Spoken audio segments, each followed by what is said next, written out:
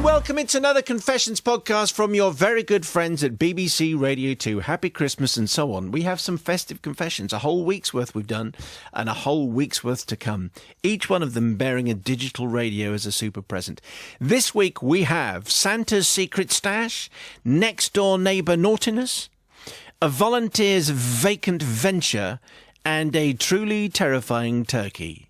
Here it all comes. Tom sends in tonight's Christmas confession. Tom is going to get a digital radio. What he does with it, we'll find out. Father Simon and your ever-forgiving elves.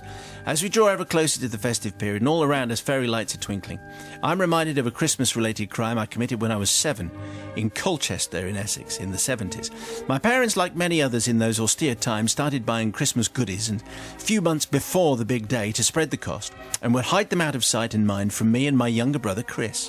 One year my dad sent me upstairs to fetch something from my parents' bedroom, and while I was looking for the item, I noticed a cardboard box on top of the wardrobe. I think we've all done that. After checking that the coast was clear, I stood on the ottoman. This is a piece of furniture and not a member of staff. Oh, well done. Just to be absolutely already forgiven. Very 70s furniture to gain a closer look. I quietly lifted down the box, raised the cardboard flap on the top, and my face was illuminated by all manner of wondrous treats and surprises wrapped in shiny foil and colourful packaging. I had hit the jackpot, but time was short, so I replaced the box, retrieved the thing that I'd been asked to find, and excitedly waited for the next chance to peek inside the magic box. My chance came the next day. My parents were busy and I was upstairs alone. I snuck into their room and got the box down. I spotted 2 foil-covered chocolate Santas, the hollow ones, with, as was the case in the 70s, a packet of dolly mixture encased within. I noticed the foil on the top of one was slightly dislodged, exposing the shiny milk chocolate beneath. This was too much for a young boy to resist, and a piece of chocolate the size of my fingernail fell away into my hand, very quickly found its way into my mouth. The pleasure of that sweet treat was only short-lived as a wave of guilt and panic overcame me. My parents were bound to notice a piece of Santa's chocolate hat missing, and questions would be asked. I decided to cover up the crime, carefully folding the foil wrapper back into place in its original shape to disguise the theft, and hoped it would be dismissed as damaged in transit. Placing the box back where I'd found it, I left the scene and vowed to myself never ever to return. This vow lasted for about a day. I'm ashamed to say I returned the next evening and the next and so on for the following few days. What was once a proud chocolate sculpture of Father Christmas was now grotesque, with its entire head and face missing and its dolly mixture innards clearly exposed. Heart racing and head pounding, I shaped Santa's foil head as best I could and placed him back in the box. The weight of the guilt was almost unbearable as I tried to sleep that night, dreading the moment that my larceny would be discovered. Well, I didn't have to wait long. The next afternoon, as we returned from school on the last day of term, Chris and I were summoned into the lounge by Mum, who stood stony-faced with the 2 chocolate Santas in her hands, the perfect one and the now partially unwrapped and clearly largely consumed one. This is it, I thought. Here comes Judgment Day. As we stood in front of her, Mum told us that she was putting the gifts under the tree for Christmas when she discovered that someone had clearly been in the box of goodies and a chocolate Santa had been partially eaten, holding up the headless confectioner's Exhibit A as a barrister would do in court. Her face was very serious, and when she said the dreaded line, "I want to know which of you has been eating the Christmas sweets. I won't be cross with you. I just want you to be honest." From previous experience, Chris and I both knew these words meant that Mum was going to be extremely cross with us, and the culprit was in for the mother of all tellings off, if you don't mind the pun. As she looked at me, I was certain that she could see guilt written all over my face, and I weighed up my options. It seemed that there was no way out. I decided to confess, despite the inevitable dire consequences. I had just begun to open my mouth when my brother said, "I'm sorry, it was me." Really? I looked at him in shock and surprise. What was happening? It took a moment or two for my young brain to compute the situation, and then I realised that he too had been pilfering from the chocolate. Both brothers going at it. Well, should I also own up? Should I share the responsibility or let my younger brother take the rap? I wrestled with this moral dilemma for nearly a whole second before making my mind up.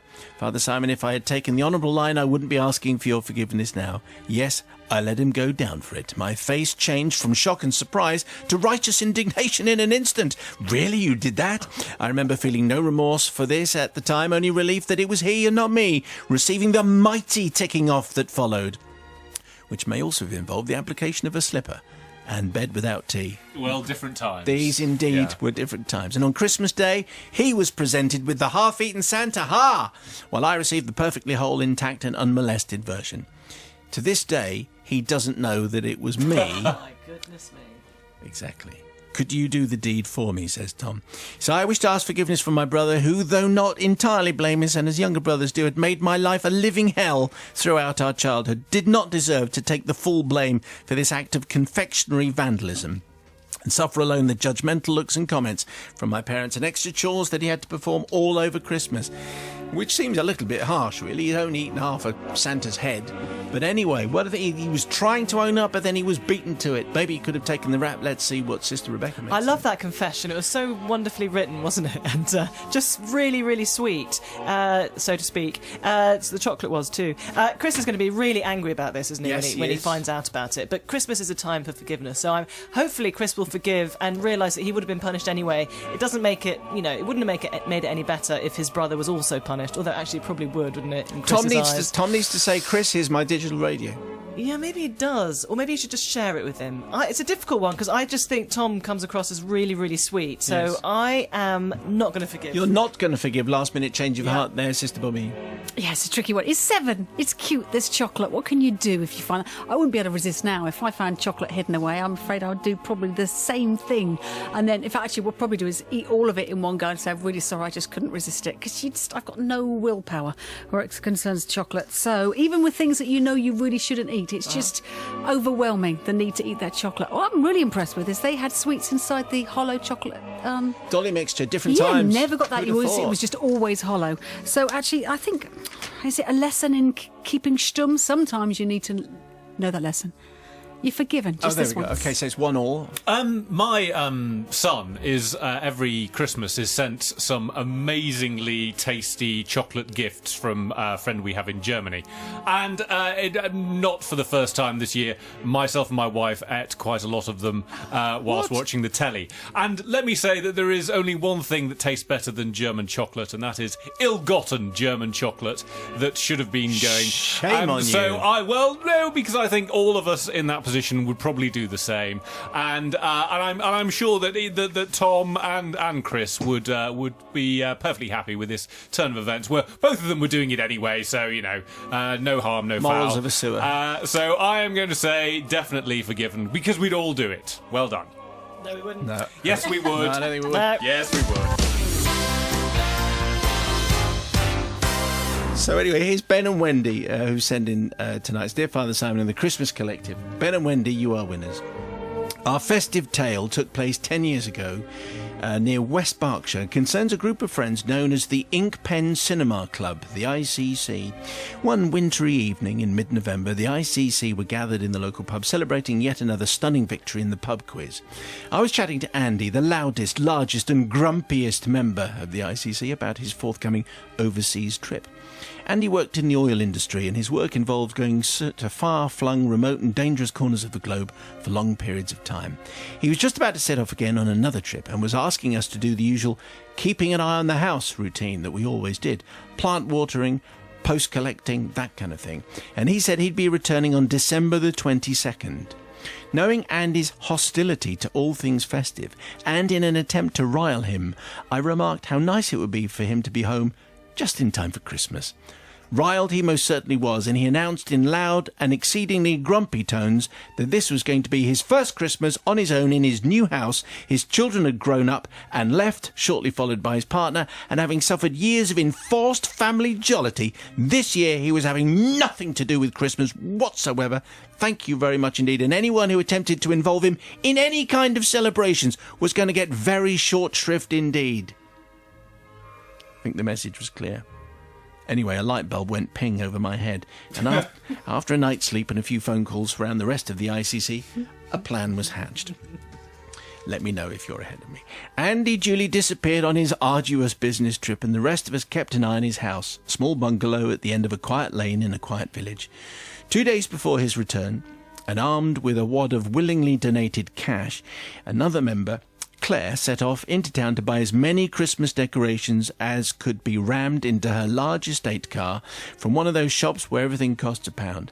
That evening, the full membership of the ICC gathered at Andy's house, and although slightly daunted by the amount of tat that fell out of the back of Claire's car, we set to, and 4 hours later we were done. Exhausted, we stood back to admire our work. Let me paint a picture for you. There was lots and lots of tinsel, and then a whole lot more tinsel. Many, many baubles, and then even more baubles. A real 8-foot Christmas tree with flashing lights and beautifully wrapped boxes beneath it. There were signs in the garden saying, Santa this way, reindeer park here.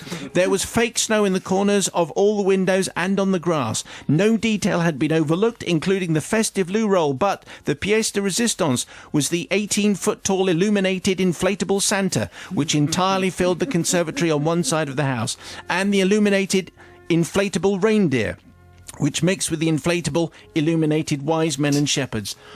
All was spectacularly fabulous. Well, on the day of Andy's return, flight times were checked, and 30 minutes before his estimated return, Alan, who lived nearest, went round to Andy's to activate all the flashing lights and the inflatable Santa and friends. The final masterstroke was to insert the Daily Mail's CD of Christmas hits into Andy's expensive stereo, turn the volume up to 11, and then scarper, locking the house. None of us were brave enough to be anywhere near for Andy's return around lunchtime. As darkness fell, we gathered quietly at the end of the lane, and armed with mince pies, we crept up to his door, glimpsing him flailing wildly in the glittery rainforest of tinsel through the curtains. Bursting into tuneless and a raucous version of Deck the Halls, we only managed one verse before the door was hurled open, and Andy stood there, calling us names that would make a docker blush. He soon calmed down and saw the funny side. He only found the glitter in his pyjamas later that night. Anyway, he still tells the story to this day. Father Simon, we seek forgiveness from Andy, even if he deserved everything he got. We took pity on Andy, and on Christmas Eve, we set to again and de-Christmased his house. He was still a bar humbug Scrooge, and Grinch rolled into one, so maybe we should just do it all again. Well, next time he goes on another trip, Ben and Wendy and the ICC setting to work on the local Scrooge.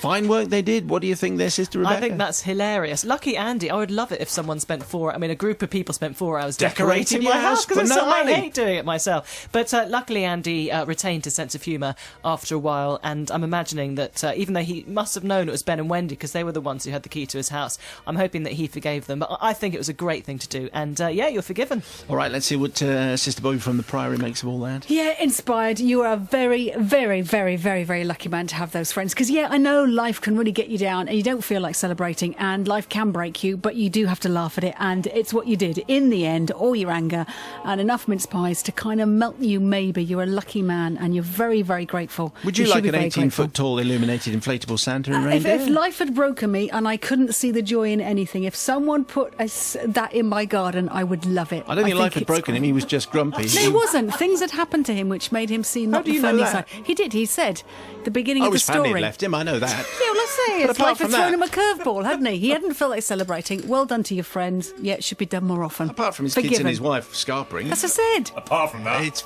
everything was rosy. Yeah, what do you make of that then? I was slightly thrown by this because, of course, the ICC is also World Cricket's governing body. No, what it's on not earth are they involved I don't think they are. in putting tinsel up in people's houses? Here's what I think. I think secretly Andy loved Christmas, and all this doth protest too much. Oh, I hate Christmas. Oh, not for me. Oh, I'm just going home to my expensive stereo and sitting in front of the telly.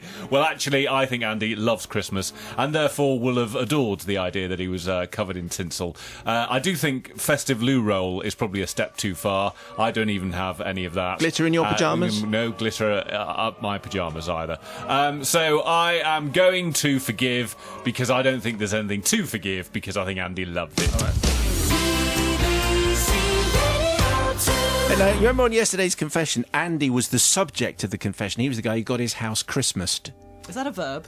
Well, to Christmas a house, I think it is. Yeah. So the ICC, who are the Ink Pen Cinema Company, they were charged with looking after his house, and then they broke in and they sort of Christmased it completely. Anyway, Andy's been in touch, so huge thanks for broadcasting the story of the desecration of my hallowed home all those years ago. 'Tis the season to be grumpy, tra-la-la, bar humbug. So, yeah, loves it really. So I don't know, do you think Still sounds pretty grumpy to me. Anyway, let's give away another digital radio. This time it goes to Andy, who sent in Different Andy. Different presumably. Andy, obviously different times. Father Simon and the Festive Few. This is a buy one, get one free confession, a bog-off confession. 2 confessions for the price of one. It's a Christmas bargain, set on 2 different Christmas days, one after the other.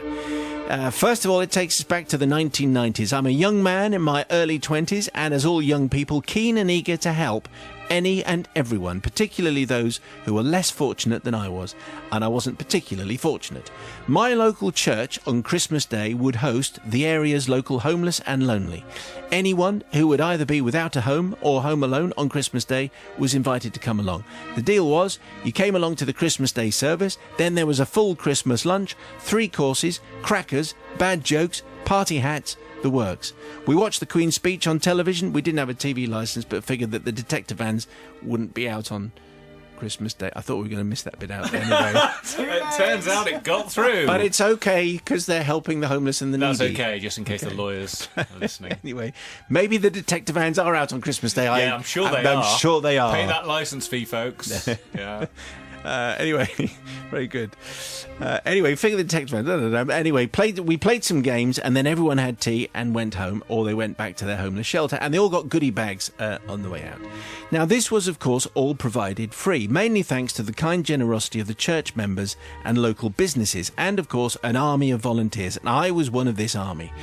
Now, no one would want a meal cooked by me, not even a homeless person, so there had to be an area where my talents could be used, which is why my friend and I, we'll call him Gavin, were put in charge of the afternoon's entertainment. We decided that there was only one thing to play on a Christmas afternoon, and that, of course, was charades. Well, I have to tell you, it was a complete disaster. A total and complete disaster. Because, as it turned out, the homeless people didn't really watch much television. We should possibly have thought of that. Or read books, or even go to the theatre very much. I suppose we should have thought of that too. Their knowledge of programmes, books and plays was not extensive. The lonely didn't appear to have a clue either. So basically it was just Gavin and I taking it in turns for an hour and an hour and a half, very tediously, watched by bemused homeless people killing time until tea time. Then an extra helper turned up, called Jeremy. He'd come to help with tea and help pack a goodie bag for anyone who wanted one, but in a moment of efficiency, all this had already been done. "Is there anything else I can help with?" he asked, sounding strangely not unlike Ray Winston, says Andy. Yeah. Okay, You can let's do take that one, that. go Okay, on. take 2. Yeah. In a bout of efficiency, this had already been done. "Is there anything else I can help with?" "You're in my chair." "Shut it." That wasn't very helpful for the lonely and homeless, though, at Christmas. "Oi! Who wants a goodie bag?" Anyway, so he says, "Is there anything I can help with?" And we say, "Yes, of course there is." So we got Jeremy to come up, and we told him to choose a charade to do. Tired from our efforts, Gavin and I didn't want to do any more charades at all, so we plotted to keep Jeremy up there until tea time.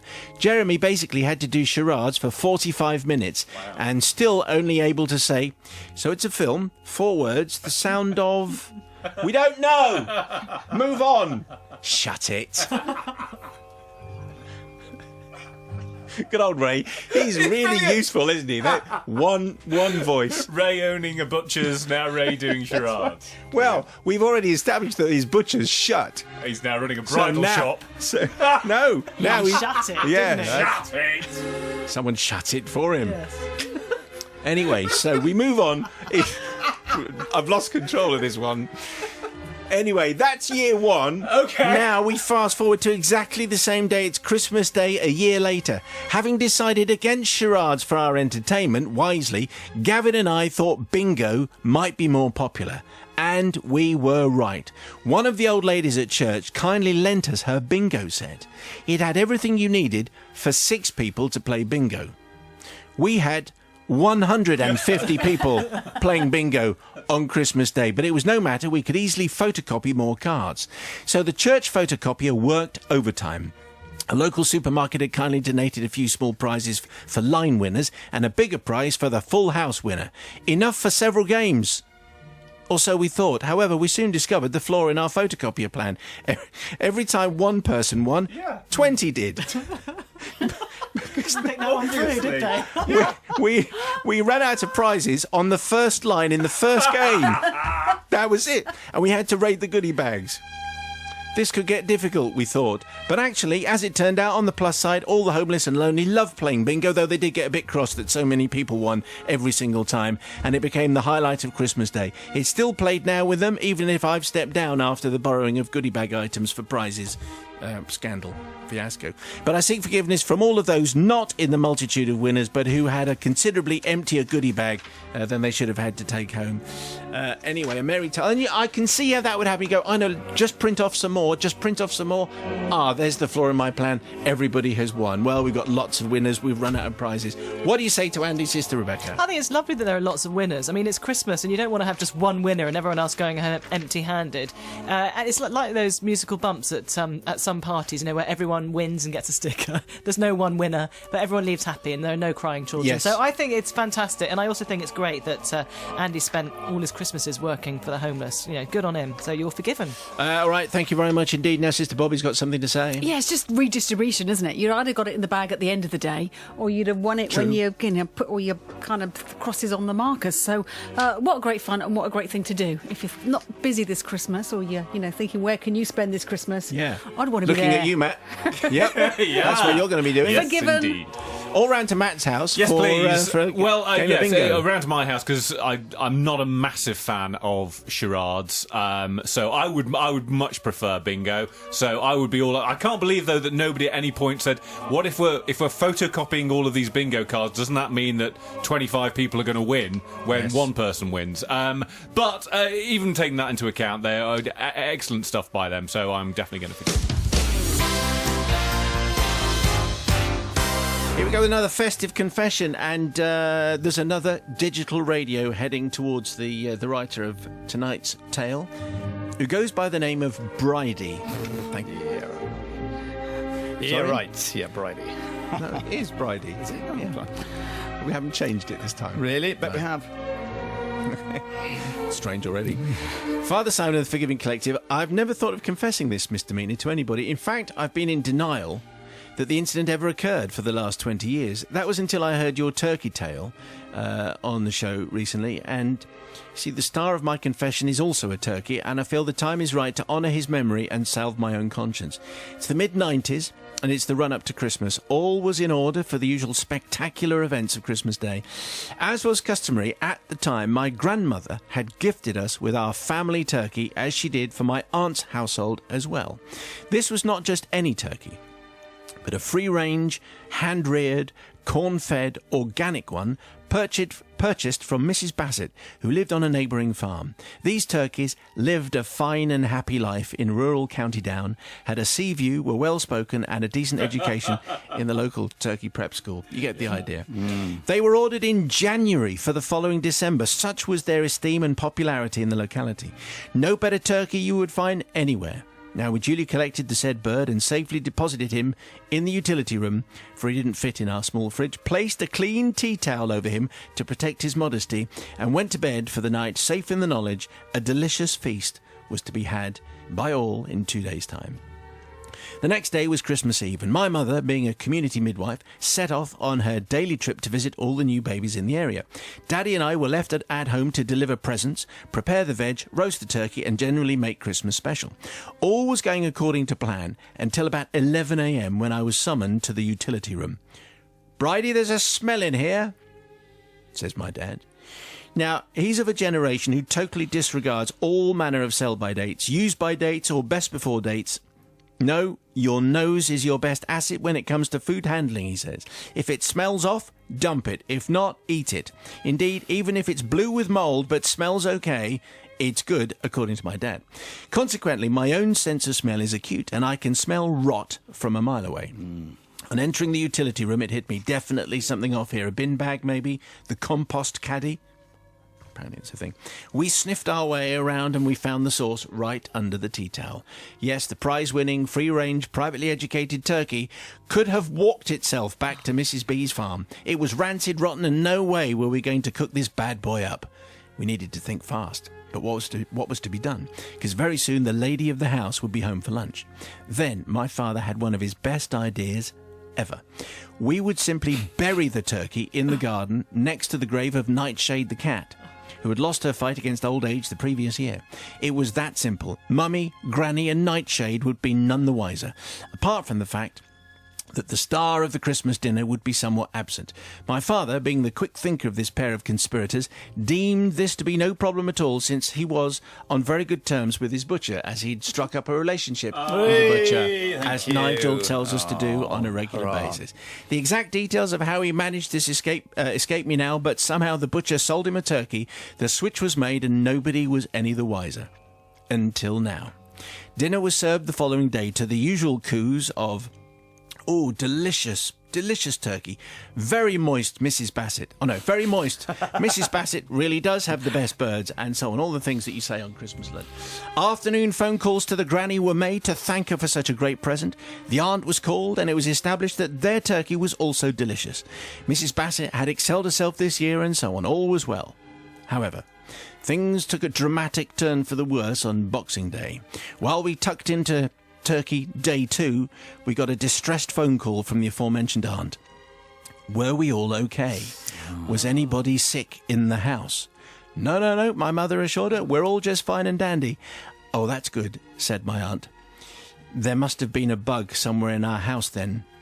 4 out of the 6 of us have been, well, you know, calling Ralph on the porcelain telephone. Oh, dear. It's terrible. Is everyone familiar with that? Yes, we don't need to explain. I know what was going on, yes. You Yes. mean where the derivations of expression come from? I'm just making Yes. sure. I agree okay. with Nigel. Down the big white receiver. Yeah. Mother replied, oh, well, that must be awful. You've had a bug. Yes, says Aunt, it's ruined our Christmas night of Monopoly. I was just buying the Strand when, you know, waterworks. Anyway, by this stage, my father and I had slunk deeper into our chairs, pretending to read whatever annuals we'd been given that year, for we knew the real reason they were sick. Their turkey was our turkey's brother. It must have been contaminated with the same bug as ours. Shocking. And to this day, we have never mentioned the incident again to each other or anybody else. So it's forgiveness from my aunt, uncle and cousins that I really need. Please. The year Santa brought them all a little bit of salmonella. I am truly sorry for the upset caused in a house of 6 with only 1 bathroom. Oh. And I'm seeking the special dispensation of all those listening for crimes I committed as an impressionable teen. Thank you in advance. Wishing you all a healthy and happy Christmas. Well, thank you, Bridie, for that. And you get a digital radio. We like that very much. And it's putting you in the mood for a Foodie Thursday, I think. Absolutely. Going ready for our Jacob's Ladder. What do you have there, Sister Rebecca? Great confession. I mean, it wasn't obviously Bridie's fault that the turkey that the aunt had was off. So, I mean, he can't take responsibility for that. But I'm just wondering why he didn't tell them. Do you think was it an oversight? Did they just forget? I think it was probably just an oversight, but Yeah, yes, they could were have so rung and excited said... about the fact that they managed to get another turkey from the butcher on Christmas Day, which is very impressive, I thought. But yeah, very, very odd. You would have thought that was the first thing you'd do. But I think because obviously it was an oversight and he was just distracted, I'm going to forgive because he meant well. So they had all the right ingredients that you would probably have recommended, Nigel. Yeah, and I do. I like Bridie's dad already, but everything, you know, go by your nose, by the smell of it. It's absolutely right. And he was quite correct, but if it does smell as rank as that, I wonder if a tree grew on the plots where they buried it. By the way, they'd probably be turkey girls. We don't eat many turkey boys. So they wouldn't be brothers, yeah. But turkey sexers, it's a very difficult job, but they're in much demand. So what happens to the boys then? They don't make it to Christmas. They're used for other things or go to turkey heaven. So it's just the meat's too strong. Or sausages, as or it's sausages, called. Or sausage, and other times. But I just think it was one of those things because they'd have shown their hand, wouldn't they, if they'd rung up Aunt and told that? Because they wouldn't to know that necessarily both of them had been off. And if they had rung up, then it would have been obvious that they had already switched the turkey. So I think Bridie and her dad were thinking on the feet, so forgive them. Forgive him, very nice, Brother Yes, Matthew. I like the bluffing idea that Nigel's just come up with. Excellent. Yes, no, I'm definitely going to forgive because he's not done anything wrong here, and also has reminded us of the great Christmas pastime of Monopoly on Christmas evening, which is always the start of the first row on Christmas Day when I buy up everything and hotels everywhere. So yes, and always fond memories of that. So I am definitely going to forgive. And Archie was just buying the Strand, which is one of the great things to have. And then that's all the of a thing to sudden, do. Couple of houses on that. BBC Radio 2. Well, they were this week's Confessions, and very good they were too. If you have a festive one, it's not too late. Confessions at bbc.co.uk. More in a week, and don't forget you can listen to our guest interviews online in case you missed Sir Tom Jones or Noel Gallagher, both with us on Monday. Author Matt Haig talking all things Father Christmas on Tuesday. Bellowhead played live for us on Wednesday, and Nigel was doing his ribber beef on Thursday. Pretty good week, all things considered. See you next week.